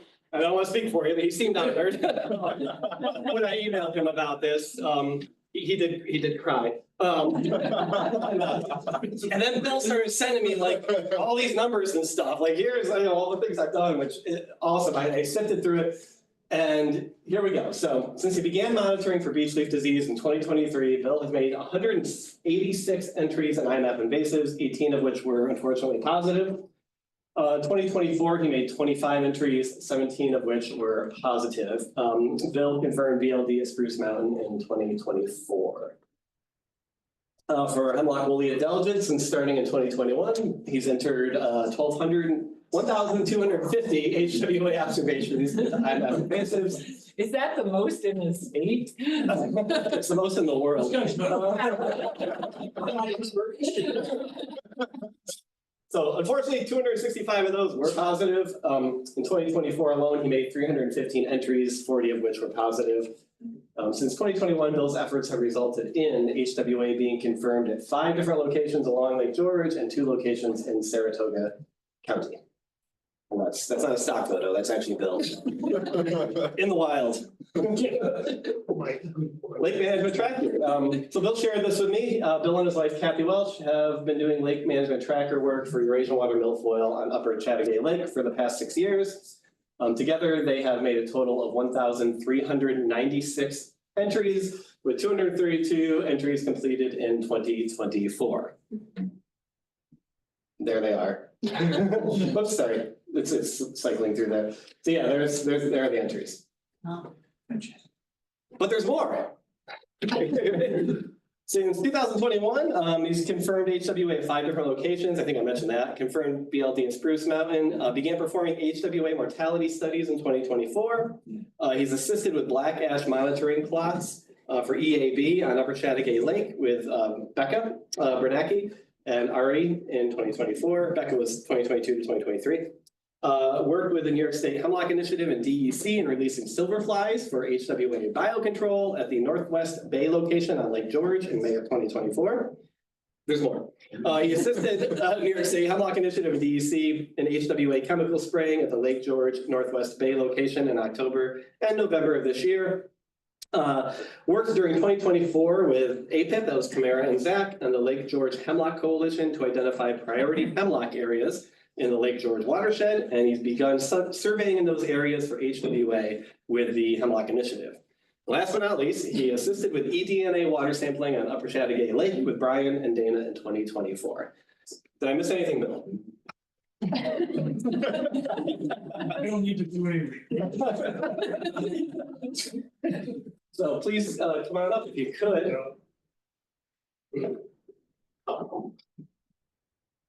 All right, we have a couple. Do I get a car? This is over. So here's a flag for you. Get one picture. Ready? 1, 2, 3. Cheers. Awesome, and we have a couple books here for you as well. Hope you enjoy them. I will. Awesome. So thank you for. Thank you very much. You want to say something? You know, for me, I when I got involved with doing these things, it was right about the time I retired. And, you know, little be known, I mean, I worked in the paper industry for 30 years. And if I really had my druthers, I'd rather be doing this kind of stuff. Unfortunately, I got paid significantly more from papers. But, you know, since that time, just being involved with the group of people again, you know, various people who I work with a lot. And for me, it's fun. I miss working with a team, you know, when I was doing, you know, my career.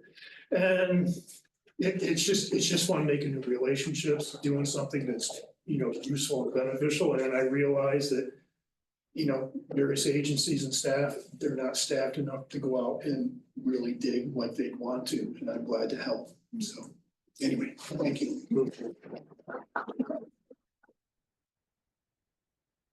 You know, while, you know, for us at APIPP, you know, Bill is clearly a great example of a rock star volunteer that does so much. We have many great volunteers. I think he's also very emblematic of the type of people we have here in the Adirondacks. You know, Bill has a deep-seated love and connection to the Adirondacks and has this stewardship ethic that we're so lucky that, you know, he gives back, but it's not unusual here, and we have many people who are like that. So big thanks to Bill and big thanks to all of our volunteers for all the great stuff that they do, you know, for us. So as we are going to wrap up the Zoom portion of this, just a couple quick things to show people. One, we'll have some upcoming events in 2025. In January, we'll have our Forest Pest Hunter webinar talking about some cool research about hemlocks and hemlock woolly adelgid, and also how to do the monitoring if you want to join Bill and Dom out there. In February, we'll have our roundtable meetings, so our partners and everything can share their plans. So this is less us talking, more you talking right there, and get people on the same page, talk about all the great work that will happen. We'll have one on February 12th. For terrestrial, and one on February 13th, the next day. Aquatic, these will be virtual on Zoom. You can go on our website and sign up for those. And then in March, we're going to do a webinar about successful lake association best tips. So looking at, we have some great lake associations that are doing really great examples of work, and also going to have some experts talk about what you can do to get your best practice to get your lake association organized to go through there. So you'll be able to sign up for our email, visit our social media, all these things will come out and be shared. And then another thing that we do each year is what we call our partner dashboard. So it's not just us, you see all these numbers that we are reporting on, but you are also out there doing great, amazing work in the Adirondacks. And we want to capture that. So it's part of our strategic plan that Tamara and I helped do, was creating this partner dashboard. And so we asked everybody to fill out to tell us what are the species that they've been going out managing, terrestrial or different things, what are the events that you're hosting. It's one place where we can kind of sum up all the great work that we're doing. Here's a picture from our 2023 one. We had 34 different partners reporting, managing all sorts of different terrestrial and aquatic species, where we're able to roll together all the AWI, Lake George Park Commission, Lake Champlain Basin program numbers for all the different boat steward programs across through there. Let me see if I can just do it real quick. One of the things like it, you'll get a link to a form, and the key thing is that for some of you, you represent like an organization. So, you know, for like DEC, we kind of try to work together to figure out, you know, who is the one best person, but it's usually pretty simple where, you know, the basic information of you can type in, you know, your name and probably an email. And, you know, I work for APIPP. Let's see if I can. Always difficult typing backwards behind me. You can put an address if you want to do that, but it's just kind of a series of questions like, okay, did you manage terrestrial invasive species? If you did, you click yes. And then we want to know, okay, like what are the species that you manage? Okay, I surveyed for autumn olive, I found olive, and I also reported it to there. Okay, I found surveyed for beach leaf, but I didn't find any, you know, ones. Bush honeysuckle, I surveyed, I found it, I reported to IMAP, and I also like managed it. So you're just kind of going through for the things that are all the different terrestrial species we have. We also have this for you know, aquatics. Did you do any aquatic invasive species? The same thing for our species. So how many water bodies, you know, did you survey for? How many did you report on? If you did a boat steward, you know, how many interceptions did you have? How many boats did you inspect? You know, and then we do the same thing, right? So it generally takes about 2 to 3 minutes to fill out. It's a great way where we can then sum up all the great work. We'll make a nice fancy document out of it and, you know, share it around to everybody. So like I said, we cannot do this alone. You know, we are here to help, you know, try to be the leaders, try to coordinate everything, but really it's to celebrate and to champion all the great work that all of our partners do. So with that, I think we're gonna join. I heard our bell going off in the town. So we're right on time. So thank you very much to all the people who could join us on Zoom. We're gonna close our Zoom portion of it. We're gonna take a short break. We have some snacks. We can eat lunch in here. We have bathrooms, we have a kitchen over there. If you didn't bring in lunch or something, there's a little market right down the street you can grab something from. We'll have some informal conversations and lunch around here till around 12:45, and then we'll do a quick picture. We'll do a quick picture of people who are still here, and then we'll go around the room and people can share some of your highlights from 2024. But thanks so much for everybody for joining us.